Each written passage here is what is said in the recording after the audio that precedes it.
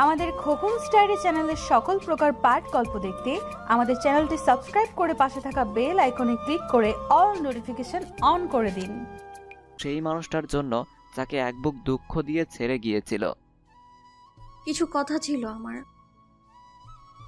আয়নার সামনে দাঁড়িয়ে টি শার্টের কলার ঠিক করতে নম্রমিতার কথা শুনে এক পলক তাকায় রাফিদ। অতঃপর গম্ভীর কণ্ঠে বলে ওঠে, শুনছি।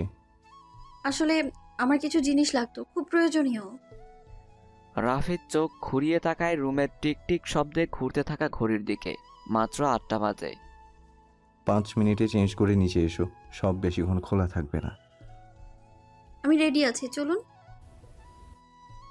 এই সাদা শাড়ি চেঞ্জ না করলে কোথাও যাওয়া হবে না তোমার। প্রয়োজনে চুড়িদার পরো, তাও যেন বিধবার সাজ আর না দেখি। আমি মরে গেলে যত ইচ্ছে পড়ো। শূন্য দৃষ্টি মেলে তাকায় নম্রমিতা। আজকাল এটুকুতেই ঠোঁট ভেঙে কান্না আসে তার। ষোড়শী নারীদের মতো গাল ফুলাতে মন চায়। কিন্তু আম্মা। আম্মার সাথে আমি কথা বলে নেব। রাফিদ চলে যেতেই হাসি ফুটে ওঠে নম্রমিতার ঠোঁটে। রাফিদের রাগের মাঝে লুকিয়ে থাকা ভালোবাসা ঠিকই টের পায় সে। ওহো, রাগ নয়, অভিমান। নিশুত রাতে স্বপ্ন ভেঙে উঠবে যখন চমকে, হঠাৎ কারো চেনা ছোঁয়ায় উঠবে এ বুক থমকে। ফাল্গুনী বাহারে চাঞ্চল্য শেষে আসে চৈতালি উন্মত্ততা। ঝড়ো হাওয়ার সাথে মাঝে মাঝে শিলাবৃষ্টির তোপে তছনছ হয় প্রকৃতি। সাথে ক্ষতিগ্রস্ত হয় নগর জীবনের নাগরিক। চৈত্র মানেই প্রখর দাবদাহের সাথে ঝড়ের তাণ্ডবলীলা, এক সর্বনাশী খেলায় মেতে ওঠার পালা। তাই তো কবিগুরু বলেছিলেন, প্রহর শেষের আলোয় রাঙা সেদিন চৈত্র মাস, তোমার চোখে দেখেছিলাম আমার সর্বনাশ। ভোরের আলো উদ্ভাসিত হয় প্রকৃতিতে। প্রখর উত্তপের তোপ আর ঝড়ের দংশনে একলা পাখিটাও ভুলে যায় কুঞ্জন। ফ্যাপসা এক গরমের সকাল, অথচ চৌধুরী বাড়ি কি প্রাণোচ্ছল। যেন বসন্ত এসেছে এ বাড়িতে, রঙে রঙে মেতে উঠেছে সকলে। বাহারি পোশাকে আচ্ছাদিত সকলে ভুলতে বসেছে এ যে চৈত্র মাস। তামাম বাতাসের ছন্নছাড়া এক প্রহর। হঠাৎ আগত ঝড়ো বৃষ্টির আঁধুরে আলিঙ্গনে কিছুটা জলমগ্ন হলেও কিছুতেই রক্ষতাকে আড়াল করে না চৈত্র। চৌধুরী বাড়ির একমাত্র ছেলে আবরার চৌধুরী রাফিদের বৌবরণের অনুষ্ঠানে আজ এ আয়োজন। রাফিদ আর নম্রমিতার প্রণয়নের সংসার 3 বছরের। সেই সুবাদে চৌধুরী বাড়িতে মোটামুটি সবাই চেনে নম্রমিতাকে। কখনো সামনাসামনি দেখা না হলেও ফোন আলাপ আর রাফিদের কাছ থেকে নানান কথা শুনেছেন তারা। ফাইনাল ইয়ারের স্টুডেন্ট নম্রমিতা। সপ্তাহখানেক আগেই হুট করে মুখোমুখি বসে পাত্রপক্ষের। আগাম বার্তাবিহীন পরিবারের এহেন কাজে বেশ রাগ হচ্ছে নম্রমিতার। বাবার মুখের ওপর কিছু বলার সাহস কোনো কালেই ছিল না নম্রমিতার। মধ্যবিত্ত কিনা, এদের জীবনের চেয়ে আত্মসম্মানের দাম বেশি, তাই সাময়িক সময়ের জন্য নিজেকে শান্ত করে। পরিবারের ইচ্ছেতে বসে পাত্রপক্ষের সামনে। মনে মনে ভয় আর জড়তা বাসা বাঁধলেও তা সম্পূর্ণরূপে উপেক্ষা করে সে। দেখতে এলেই তো আর বিয়ে হয়ে যায় না। তাছাড়া মধ্যবিত্ত বাড়ির মেয়েদের জন্য বিয়েটা একটা সংগ্রামের মতো। একের পর এক রিজেকশনে গা গুলিয়ে উঠলেও পাত্র দেখার রীতি অব্যাহত থাকে। মেয়ের বয়স হচ্ছে কিনা, ফর্সা রূপসী ছাড়া মধ্যবিত্ত মেয়েদের বিয়ের সংগ্রাম সম্পর্কে বেশ ধারণা আছে নম্রমিতার। ফুফাতো বোন নমিতার বিয়ে নিয়ে হওয়া সব সমস্যা নিজের চোখেই দেখেছে সে। প্রতিটা সম্বন্ধ মেয়ে পছন্দ হয়েছে বলার পরেই মোটা অঙ্কের যৌতুক চেয়ে বসে। কত হা হুতা শেষে কিছুদিন আগেই আধ বয়সী এক লোকের সাথে বিয়ে হয় নমিতার, তাও বেশ মোটা অঙ্কের যৌতুকে। পারিবারিক কথাবার্তার মাঝেই পাত্রের সাথে কথা বলার জন্য পাঠানো হয় নম্রমিতাকে। বেশ খানিকটা হতাশা নিয়েই ছাদের দিকে পা বাড়ায় নম্রমিতা। পিছনে তাকে দেখতে আসা পাত্র।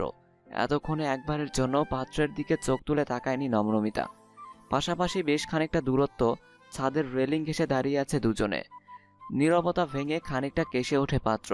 সেদিকে না তাকালেও খানিকটা নড়ে চড়ে ওঠে নম্রমিতা। হাই আদিল আহসান, আপনি? বিয়েটা ভেঙে দিন। আদিলের কথা সম্পূর্ণ হওয়ার মাঝেই রুক্ষ কণ্ঠে বলে ওঠে নম্রমিতা। ভ্রুকুচকে তাকায় আদিল, অতঃপর রসিকতার কণ্ঠে বলে ওঠে, আমার আপনাকে পছন্দ হয়েছে, সম্ভবত আজই আংটি পরানোর কথা রয়েছে। চমকায় নম্রমিতা। হতবম্ব দৃষ্টিতে তাকায় আদিলের দিকে। এই প্রথম সে দেখল আদিলকে। বয়সের বিশাল এক তারতম্য আদিলের চোখে মুখে স্পষ্ট। হয়তো পৌঢ় নয়তো যৌবন আর পৌঢ়ের মাঝে বয়সী যুবক সে। সুঠাম পেশিবহুল দেহ। দেখতে হয়তো খারাপ বলা চলে না, অন্তত নম্রমিতার এমনটাই মনে হয়। কিন্তু তবুও নম্রমিতা তার প্রেমিক পুরুষকে চায়, একটু জেদি, খানিকটা রাগী, কিছুটা অগোছল সেই পুরুষকে চায়, যাকে মনের মণিকোঠায় আশ্রয় দিয়েছে বেশ কয়েক বছর আগে। আমি ভালোবাসি কাউকে ভীষণভাবে। বিয়ের পর ভুলে যাবেন, এখন কয়েকটা দিন না হয় আরও কিছুটা ভালোবেসে নিন। বাকিটা জীবন তো সেই ভালোবাসার স্মৃতি নিয়েই কাটাতে হবে। যে পাখি খাঁচায় বাঁধার স্বপ্ন দেখছেন, সে নিজে থেকে ধরা না দিলে তাকে বাধা তো দূর, ছুঁয়ে ফেলার ক্ষমতাও কারণ নেই। সূর্য শিশির দেখেছেন? দূর থেকেই সুন্দর, কাছে গেলে দুমড়ে মুচড়ে নিঃশেষ করার ক্ষমতা সে রাখে। নম্রমিতার তেজের রোশানলে খানিকটা ভরকায় বোধহয় আদিল, তবুও চঞ্চনে দৃষ্টিতে এদিক ওদিক তাকিয়ে শার্টের কলার টেনে নিজেকে স্বাভাবিক প্রদর্শনের আপ্রাণ চেষ্টা চালিয়ে যায় সে। আড়ালে মুচকি হাসে নম্রমিতা, মনে মনে খানিকটা শান্ত হয়। এবার বোধহয় আর এই ছেলে তাকে বিয়ে করতে চাইবে না। রিকশার ঝাঁকুনিতে ভাবনার জগৎ থেকে বেরিয়ে আসে নম্রমিতা, দীর্ঘশ্বাস ফেলে অতীতের স্মৃতি মুছে ফেলার ব্যর্থ চেষ্টা চালায়। আর চোখে তাকায় পাশে বসে থাকা পুরুষটার দিকে। চোখ বন্ধ করে রিকশার সিটে হেলান দিয়ে বসে আছে রাফিদ, চোখে মুখে ক্লান্তির ছাপ। মায়া হলো নম্রমিতার, আনমনেই কপালের বিন্দু বিন্দু আকারে জমে থাকা ঘামগুলো ওড়না দিয়ে মুছে দেয় নম্রমিতা। চোখ খুলে তাকায় রাফিদ, থতমত খেয়ে সরে আসতে গেলে শক্ত এক বাহুবন্ধনের মাঝে নিজেকে আবিষ্কার করে বিস্মিত হয় নম্রমিতা। ভালো লাগা বেড়ে যায় আরও খানিকটা। এত ক্লান্তির মাঝেও মানুষটা এক হাতে তাকে আগলে রেখেছে। ভাবনার মাঝেই কোমরে টান অনুভব করে ঘাড় ঘুরিয়ে তাকায় নম্রমিতা। রাফিদ আবারও আগের মতো চোখ বন্ধ করে নির্লিপ্ত ভঙ্গিতে বলে ওঠে, এটা তোমার বেডরুম নয়। রিক্সায় এত ছোটাছুটি করলে নিচে পড়ে পিছিয়ে যাবে। বেশ খানিকটা রাগের সাথে মন খারাপ হয় নম্রমিতার। সে কতটা উতলা হয়ে থাকে রাফিদের থেকে একটু কথা শোনার জন্য, অথচ সেই মানুষটা পদে পদে অপমান করার একটুও সুযোগ ছাড়ে না। বরাবরের মতো রাগী আর জেদি মেয়েগুলো কি ঠিক এইভাবেই কাউকে ভীষণভাবে ভালোবেসে ফেলে? তাদের সমস্ত রাগ, জেদ, ঝলসে নমনীয় রূপে ধরা দেয় কারো কাছে? ভালোবাসার বুঝে এত ক্ষমতা আছে বই কি, তাই তো সবচেয়ে বেয়াদব বাউন্ডুল ছেলেটাও কাউকে ভালোবেসে সংসারী হয়ে ওঠে।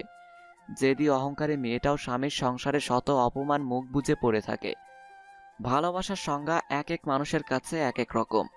এ এমন এক বিচিত্র জিনিস, যার ব্যাখ্যায় ফুরিয়েছে কবিদের কলমের কালি, সাহিত্যিকদের শব্দভাণ্ডার হয়েছে ফিকে। পাতার পর পাতা উপন্যাস লিখে ফেলার মতো এক শব্দ হলো ভালোবাসা। শপিং মলের বিভিন্ন দোকান ঘুরে প্রয়োজনের এটা ওটা জিনিস কিনে ফেলে নম্রমিতা। সবশেষে দুজনে ঢোকে একটা শাড়ির দোকানে।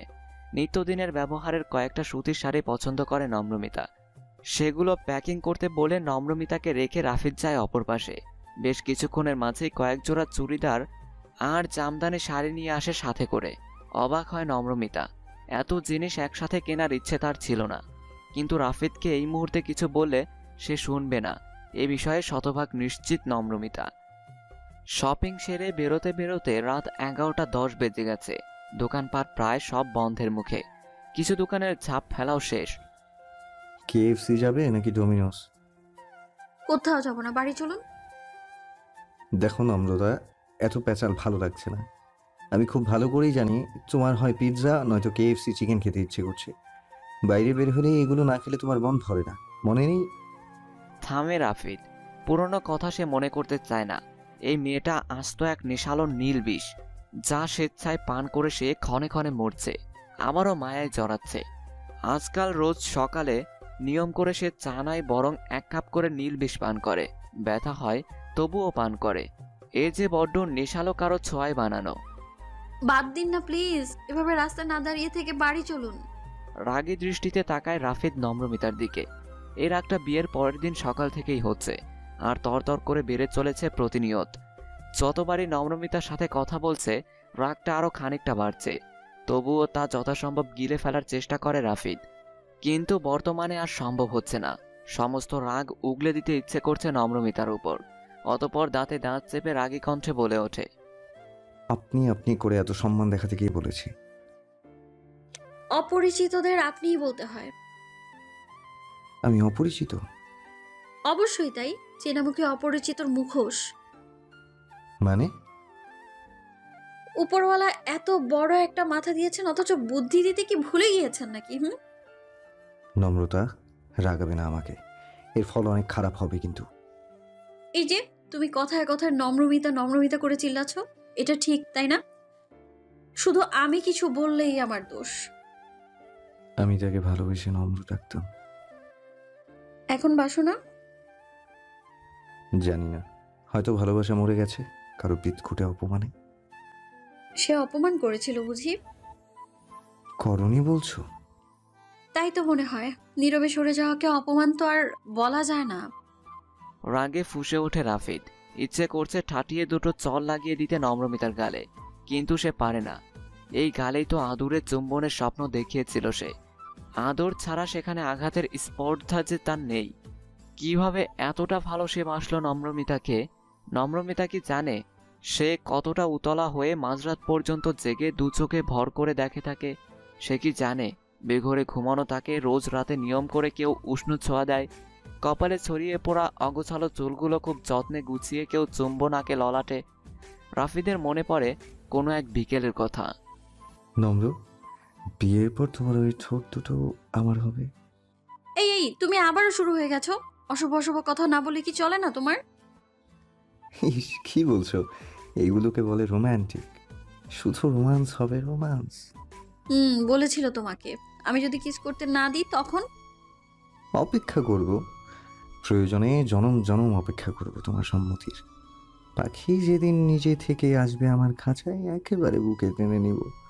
সম্মতিবিহীন কোনো নারীকে ছোঁয়ার স্বাদ কিংবা সাধ্য একজন প্রেমিক পুরুষের হতেই পারে না। যদি হয় তবে সে প্রেমিক নয়। দেহ পাওয়া বড্ড সহজ রমণী, মন পাওয়া এক দুঃসাধ্য অভিযান। অনুমতি ব্যতীত কারো ব্যক্তিগত জায়গায় প্রবেশ নিষিদ্ধ, জানা নেই বুঝি? ব্যক্তিটাই যেখানে আমার ব্যক্তিগত সম্পত্তি, সেখানে অনুমতি নেওয়া তো বিলাসিতা মাত্র। নিজের কথায় নিজেই ফেঁসে যায় নম্রমিতা। ফজরের নামাজ শেষে মাত্রই শুয়েছিল সে। হঠাৎ পাশে তাকাতেই চোখ পড়ে রাফিদের ঘুমন্ত চেহারা। দুজনে এক বেডে ঘুমালেও মাঝে রয়েছে কোলবালিশের দেয়াল। ঘুমের ঘোরে এই দেয়াল নিজ দায়িত্বে পার করেছে রাফিদ। নম্রমিতা বাম হাতের উপর মাথা রেখে বেশ খানিকটা সময় আবেগী দৃষ্টিতে তাকিয়ে থাকে রাফিদের দিকে। এর মাঝে হুট করেই ঘুম ভেঙে যায় রাফিদের। আধো আধো চোখ খুলে নম্রমিতাকে ড্যাব ড্যাব করে তার দিকে তাকিয়ে থাকতে দেখে মনে মনে হাসে রাফিদ।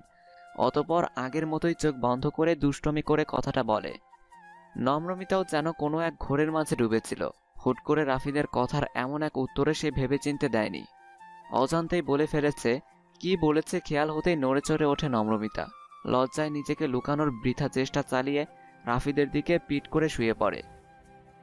পালাচ্ছ মনে হচ্ছে? একদমই না। আমি চোর নাকি যে চুরি করে পালাবো? এসব বলে তো লাভ নেই। একটু আগে কি যেন বলছিলে? আমি কিছুই বলিনি, যা বলার তুমিই বলেছো। আমি আবার কি বললাম মনে পড়ছে না তো।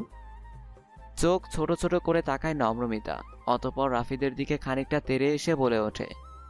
নিজেই তো বললে তোমার ব্যক্তিগত সম্পত্তিতে আমি নাকি ঢোকার চেষ্টা করছি, তাও বিনা অনুমতিতে। ঢোকার চেষ্টা করছিলেই তো।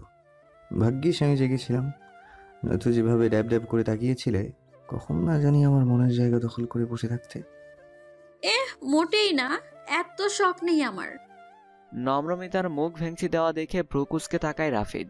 আচমকা এক হাতে নম্রমিতার কোমর ধরে টান দিয়ে নিজের কাছে নিয়ে এসে চোখে চোখ রেখে হিসিয়ে বলে ওঠে। শোনো মেয়ে, আগুনের সংস্পর্শে আসতে চেও না, নিজেই পুড়ে ছারখার হয়ে যাবে। যদি বলি আগুন নিয়ে খেলা আমার নেশা, হয় জ্বলন্ত তাপদাহ শিথিল হবে, নয় নিজে জ্বলে অঙ্গার হব।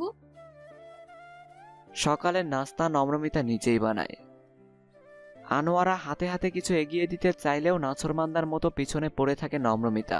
তার একটাই কথা, এখন আমি এসে গেছি তো আম্মা, এবার আপনার ছুটি। শাশুড়ি কিচেন থেকে বের না হওয়া পর্যন্ত শান্তি পায় না সে। নম্রমিতার পাগলামি দেখে মাঝে মাঝে হাসেন আনোয়ারা। দুপুরের রান্নাও সে একাই করে, শুধু কাজের বুয়া থাকেন একজন, মাঝে মাঝে এটা ওটা এগিয়ে দেওয়ার জন্য। প্রতিদিনের মতো আজও দুপুরের রান্না শেষে শাশুড়ির রুমে আসে নম্রমিতা। আনোয়ারা তখন উপন্যাসের বই পড়ছিলেন ব্যালকনিতে বসে। নম্রমিতা এ বাড়িতে আসার পর থেকে কোনো কাজই করতে দেয় না তাকে, তাই অবসরে উপন্যাসের বই পড়ে সময় পার করেন তিনি। আম্মা আসবো? তোমাকে কতবার বলেছি নম্রিতা, আমার রুমে আসার জন্য এভাবে অনুমতি নেওয়ার প্রয়োজন নেই। যখন ইচ্ছে হবে চলে আসবে। আম্মা, আসলে এখন যদি একটু কিচেনে আসতে বলি, খুব কি বিরক্ত হবেন? আরে পাগল মেয়ে, বিরক্ত হব কেন? তুমি তো এমনিতেই আমাকে কোনো কাজ করতে দাও না। আসলে আম্মা, রান্না তো শেষ, তরকারিতে লবণ ঠিকঠাক হয়েছে কিনা একটু দেখে নিতেন যদি। ঠিকই তো হয় রোজ, তাও যে কেন রোজ রোজ আমাকে দিয়ে লবণ চেক করাও বুঝি না বাপু। আচ্ছা চলো। আনোয়ারা খাতুনের কপট রাগ দেখে মনে মনে হাসে নম্রমিতা। সে বেশ বুঝতে পারে রোজ লবণ চেক করার কাজে বেশ